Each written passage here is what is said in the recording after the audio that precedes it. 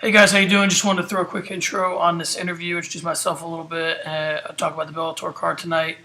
Really, most notably the main event, lightweight contest between Benson Henderson and Roger Huerta.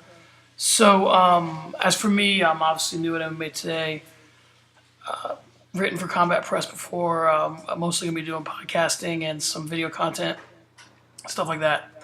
So stuff like this, pretty much. Let's get to the card. So the event is Bellator 196. Really, the only fight of note is Benson Henderson and Roger Huerta. Ed Ruth fighting earlier in the card.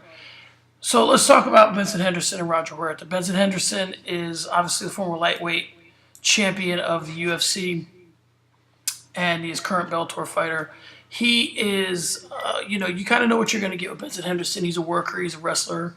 He likes to just kind of win the exchanges, stay busy. He's won a lot of split decisions for that reason, and that's kind of the game plan that he's bringing to the table. He's obviously famously was sort of had the Frankie Edgar's number. Anthony Pettis had his number. So since he's come over to Bellator, he's fought some at 170, and he's had an impressive showing. I think him coming over was for the best. Mostly, let's take a look real quick at what the guys have been up to. Henderson in his last, we'll look at his last 5 fights. So he lost to Patricky Pitbull, lost to Michael Chandler. Those were split decisions. Obviously, the way that Henderson fights, he's going to win some split decisions, he's going to lose some. He beat Patricio Pitbull, lost to Koreshkov by decision, and he defeated, so that the fight with Jorge Masvidal was his last in the UFC, and he won that by split decision. So really, he's had 4 fights in Bellator. He's 1-3, which again, when you're winning and losing split decisions, it kind of can go either way. So the 1-3 record isn't really telling to what he brings to the table. Let's talk about Huerta now. Huerta is sort of a mystery man a little bit. He's been over in Japan fighting and won championships for a while, but pretty much since 2012. His last 2 fights were wins. He beat Huerta Hassan and Adrian Pang. The Hassan fight was a DQ victory, and the Pang victory was split decision. He really made his name in the UFC. A big fight with Leonard Garcia, cover of Sports Illustrated. Huerta was kind of this guy who had a look. He was an easy guy to promote. He liked to bang it out. He had a cool tattoo. He was someone that was a guy who was easy to push, and they kind of maybe pushed him a little bit early. So as far as this fight goes, I kind of lean on the experts. In this one, the expert really is Dan Tom, who wrote a great breakdown for MMA Junkie.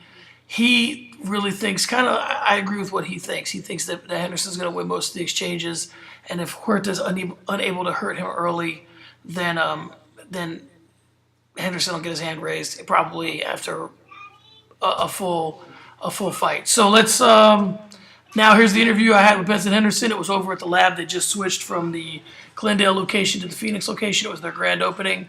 So here's Henderson talking about his upcoming fight with Huerta, and also his there'll be an extended interview. The full interview will be on my YouTube, The Hot Cage Daily. It'll be on Jason Bravo, my videographer's YouTube, and ultimately, or eventually, it'll be on MMA Today's YouTube as well. So enjoy, guys. Let me know if you have any questions, and you can hit the comments. John Franklin here with MMA Today. I'm here with former UFC lightweight champion and current Bellator lightweight fighter Benson Henderson. We're here at the opening of the MMA Lab Gym in Phoenix, the grand opening. Benson, you have a short notice fight coming up. It's against Roger Huerta. It's in Budapest. So, talk to me a little bit about the team and how is it easier for you to take a fight like that when you know that you have the support that you have? What goes through your mind when they say, "Hey, we got Huerta. It's in Budapest"? I mean, that's a lot to process. I mean, what's Roger Huerta been up to lately? The fight's in Budapest. So when you hear something like that and they offer it, what's your thought process? Well, for me, in my opinion, fighters, our job is to fight. And we don't get a whole lot of opportunities. So every fighter always says, I want to be more busy. I want to have more fights. I'm the same way. I want to have more fights. So if they call me up and offer me anybody, the answer is yes. Bellator, Mike Kogan, Scott Coker, those guys know that. I'm their, you need somebody short notice, hit me up, no problem. This is my first short notice one at 55 though, so that kind of sucks. Short notice 70, no problem. tomorrow, let's do it, you know. But short notice 155, it's a little bit tougher getting down the weight in that sense, you know.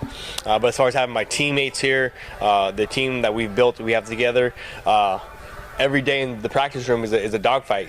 Not necessarily where you're getting knocked out and getting punched, and we're not having guys torn ACLs and none of that stuff, you know, but just it's a dogfight out of practice. It doesn't matter whether you're a former champion, whether you're a current champion, whether you're a three-time jiu-jitsu world champion. If you have a bad day in this practice room, you're gonna get eaten up.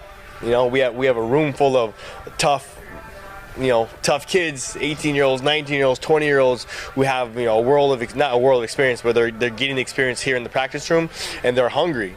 They want to be the hardest worker in the room. Oh, you want to be the hardest worker in the room? Well, I'm going to outwork you. And then the next guy says, oh, I want to be the hardest worker in the room. So we have a room full of guys, a room full of girls who are trying to be the hardest worker in the room.